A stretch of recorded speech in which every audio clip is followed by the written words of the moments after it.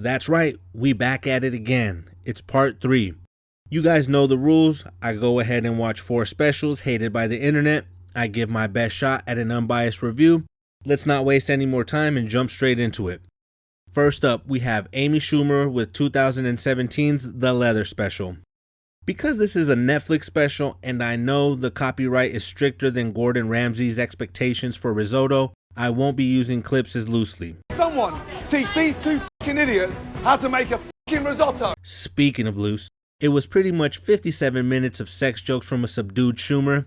Nothing like the mean persona she portrayed on the Comedy Central roast back in the day. But I truly am, no joke, sorry for the loss of your friend Ryan Dunn. I know you must have been thinking it could have been me, and I know we were all thinking, why wasn't it? Disappointing to say the least. 21 minutes into the special, I get my first laugh. I was like, I'm gonna make this guy wait. And I did. Like all through dinner. No, we didn't go to dinner. Another laugh comes later when she mentions how strange relationships between mothers and their sons can get. A lot of the guys I've dated, their moms have had a vibe with them where they're like, oh, I wanted to fuck my son. I will give her credit for naming the 2 girls that had their lives taken away at a screening of her movie, a genuine gesture for a tragedy you can tell she feels bad about. Other than that though, nothing special about this special. Just some run-of-the-mill, sleeping around jokes as usual. No point to dwell on it, so let's just keep it moving. Next up, we have a special from 2001, Live from the Belly of the Beast by some kid named Joseph Rogan. Let's jump in and see what he has to bring to the table. He starts with the joke about an incident where a Chinese aircraft collided with what I can only assume is another aircraft because he really doesn't say. At one point saying the pilot's name is Wong Wei. Sometimes life will write the jokes for you. I sure do wish jokes would erase themselves too. The pilot's name seems to be the bread and butter of the joke, as he alludes to a Chinese stereotype asking, "Don't you know what they say about you?" No, Joseph, I don't know what they say about Chinese aircraft pilots. As a comic, I hope that you would explain. Let the Rock tell you in Chinese. Uh-oh. Chinese? Ding bong ding dong, his stone cold aye.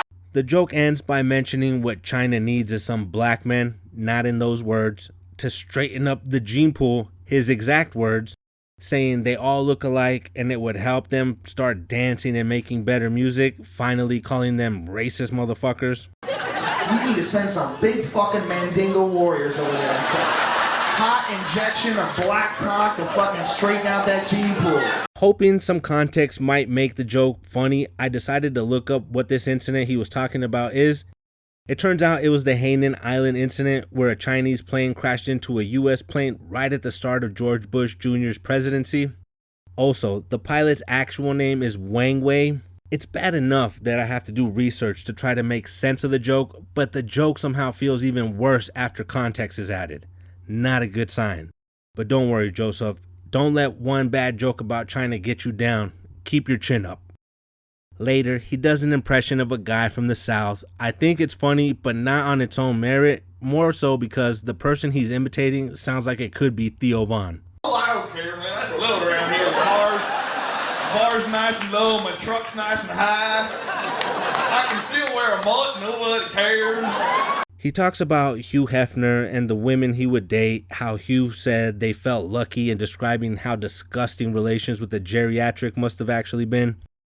This is the best part of the special with some real potential, and with some tuning and work on the delivery, I could have seen myself laughing. Question. They go, Hugh, how do these 4 girls feel about dating you? You know, because they're very beautiful and you're fucking disgusting. We get to this bit about male gymnasts and how they look gay doing their routine. However, when he does his rendition, he's rather limber himself.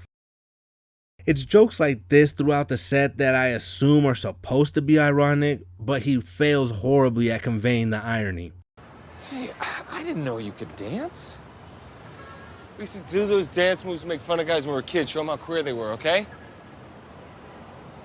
You learned to dance like that sarcastically? Yeah, I guess. As a whole, there really isn't anything phenomenal about this special either. I'll give him credit for his stamina and confidence on the mic, and it does seem he seems to have found his audience. But for me, it just feels like a lot of bad accents and impressions with even more jokes that have no structure. A lot of times he was just giving his opinion on things and the punchline was just volume. How loud can I yell out this final phrase? What I've noticed is it's become a pattern that every time I do one of these videos, 2 or more of the specials seem to have something in common. In the first video, it was jokes being overacted. In part 2, it was the realization of how low their ticket prices are. And this time around, it's specials that are mostly focused on sex-related jokes. And with the next comedian, I have no doubt in my mind that sex is going to be a theme he mentions a lot during his set. Special number 3 comes to us from child comedian turned to repeat child maker, Nick Cannon, with his special Stand Up, Don't Shoot. It starts with some crowd work and it's just not landing. But it was dope, I guess, to see Oakland legend Too Short in the crowd. It's honestly astonishing that someone who's played a role in elevating so many comedy careers in one way or another has little to no comedy presence himself. This is supposed to be his political piece, but it's the most family-friendly, declawed version of activism I've ever seen. Forget for a moment the fact that most of the jokes have nothing to do with social issues. When he does bring it up, there isn't any point being made. You have nothing to think about, there's nothing to take away, and it's such a compromising position because a universal topic like this puts you up against every other comedian who writes a joke about this topic. That's exactly what ends up happening. Nick makes a joke about Black Lives Matter, but just a few months prior, Michael Che dropped his special called Matters, discussing the same exact issue. They both have the same point. It's not that Black Lives matter more, but that they matter. That's almost verbatim how Nick says it. Because it wasn't like we were saying only Black Lives Matter. We're just saying Black Lives Matter too. It's simple. Michael Che, however, says, What the is less than matters? Black lives exist. Can we say that? Can we say, is that controversial? It's thought-provoking, clever, and funny all at once. Nick, on the other hand, feels like clickbait talking about hot-button issues just to spend the majority of the joke talking about a killer whale documentary. After I saw this documentary on CNN, I would never, ever, ever go to another SeaWorld or any other place like that again. It's at this point that I slowly start to notice a lot of the bits are recycled jokes that have been beaten to death now, unfortunately, pretty much forcing me to check out mentally. I'm no longer watching a stand-up, now I'm waiting for a joke to say, where have I heard this before? On multiple occasions, Nick will either preface a joke or wrap it up by saying, we came here to talk, have a good time, and laugh. That's what I love too, the forums like this we can just laugh and just talk it up because I ain't shit off limits. And each time that he does, I'm thinking, yeah, well, no shit, Nicholas, this is a comedy show. Or at least I thought it was supposed to be. The final nail in the coffin is when he asks a white man in the crowd to say, fuck them white people. And when the man does, there is an explosion of laughs, cheers, and applause. Say, fuck them white people. Fuck them white people. At this point, I realized, there's actually a lot of people here at this venue. They just weren't engaged with his act at all. And honestly, I can't blame them. You can take something home with you. You done learn something at the Nick Cannon show. Whales are the niggas of the ocean. The last special for today was released back in 2019, and I must confess, I added this special due to my own experience. I started watching it when it dropped, only making it 10 minutes before I shut it off because it just didn't feel like his character in the movies I had just watched. Damn it, everything on TV sucks. Yeah, that sucks. The special is You Complete Me Ho by Dr. Ken Jeong. I wanted to give the special a second chance, realizing it was unfair and foolish to expect Mr. Chow as his stand-up material. That's like going to watch Cat Williams to request a reenactment of his role in First Sunday. On second thought, I take that back. My expectation is his own fault. This wasn't even a stand-up special. This was only a review of his resume.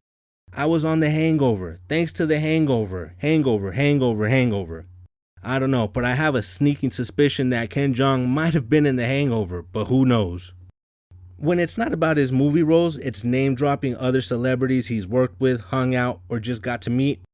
This all would have worked so much better as an interview on the Tiger Belly podcast. At least then there wouldn't be any expectation of a crafted joke.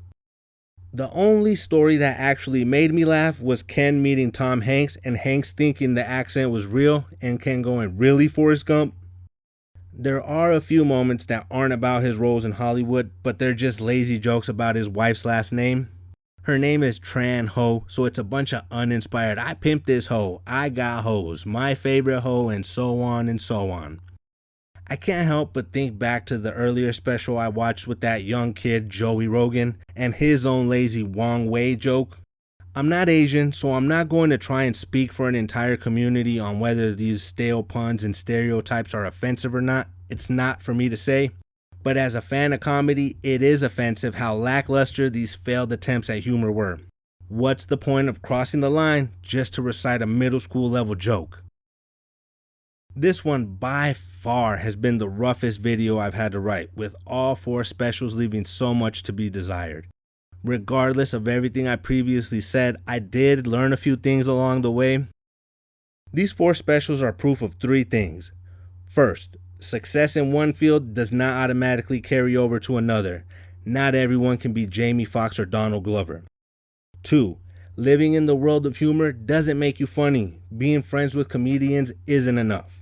And 3, military-grade acoustic torture wouldn't work on me. Psychological distress? That's mental comfort for me. My style is impetuous, my defense is impregnable, and I'm just ferocious. I want your heart, I want to eat his children. Praise be to Allah. That's right, we ain't done yet. I'm already working on the next video in the series. Most of the specials have already been picked out. Before I end this video though, I want to reiterate the purpose of the series. I'm not here to review reputation, controversies, or general bias. I'm reviewing the humor. If something makes me laugh, I'm going to admit that. If I hear a joke that doesn't land but has potential, I'm going to talk about it. And if the special was hard to watch and flat out not funny, there will be no sugarcoating.